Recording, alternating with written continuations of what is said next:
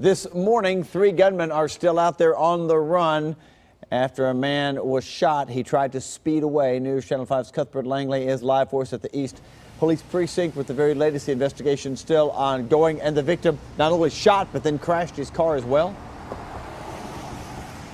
Steve, yes, that's what police tell us this morning. The bullet actually ended up coming through the driver's side door, hitting the victim in the leg. And obviously, as he was driving, that caused him to run off the road, crash into a light pole. But thankfully, he's okay this morning. Pretty remarkable given just how many things went wrong for him late last night. Let's take a look at the video. This is what the scene looked like. You can see there the car on the side of the road. Looks like it crashed into a light pole and then into a gate. What police tell me is that this 24-year-old victim and another woman were near the area of South 8th Court when 3 men approached them. The driver told police that group of guys looked suspicious, so he drove off. That's when one of the men pulled out a gun, opened fire, and that's when the bullet went through the door and hit the victim in the leg. You can see Metro officers there on the scene last night using flashlights, searching through the car, trying to find anything that could help them put together exactly what happened. One of the things that has helped police this morning are those witnesses you see there on the scene. Police brought them here to the East Police Precinct where they interviewed them to try to get some more clues about the story last night. But we still have not heard anything about who they may be looking for other than it's 3 men. The descriptions have been very vague all morning long.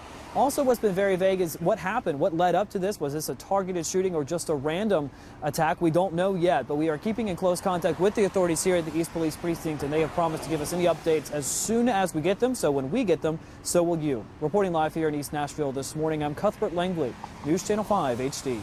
All right, Cuthbert, thank you. And some new details this morning about an apparent apartment murder-suicide involving a father and son in Macon County. Deputies say they heard gunshots when they arrived at the home on Hannah Drive yesterday morning. When they went inside, they found 2 men dead. Their names have not yet been given out. We are told it's a dad and his son. The investigation is still ongoing. Also new this morning, 2 suspects are on the run, and a Hendersonville man is in critical condition after a shooting late last night. Police say Kiefer Anderud was shot by 2 suspects around 11:30 last night during a drug deal. The 2 suspects took off after the shooting, and there's limited description right now of what they look like.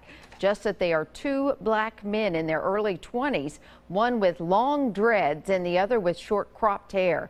They are believed to be in a 4-door white car. If you have any information, call Hendersonville Crime Stoppers, 615-573-5400. This morning, 1 person is still in the hospital after a shooting in Clay County, and investigators say it was all over a property dispute. 2 people were killed, Kathleen Russell and her brother, Gene Wolf. Russell's son, Robert Higley, was also shot but is expected to survive.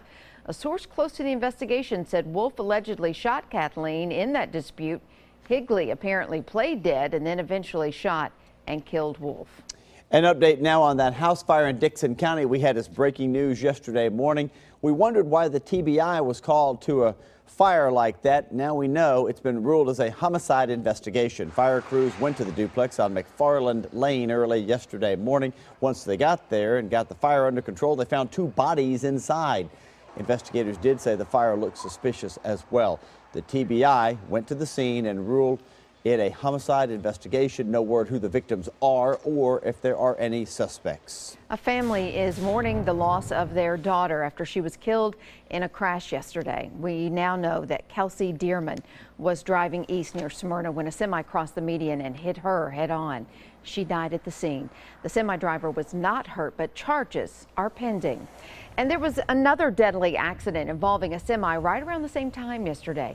This one happened on Highway 49 in Coopertown. 18-year-old Dylan Stewart was killed when he crossed the center of the road and hit the semi head on.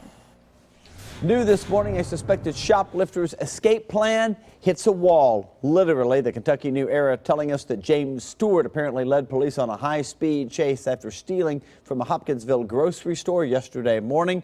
At one point, the vehicle hit a police cruiser, but it wasn't until Stewart slammed into a cement wall that the chase ended. He's facing several charges, including first-degree wanton endangerment and, of course, shoplifting. A longtime Tennessee Tech police chief is fighting back after she claims she was discriminated against and forced to resign.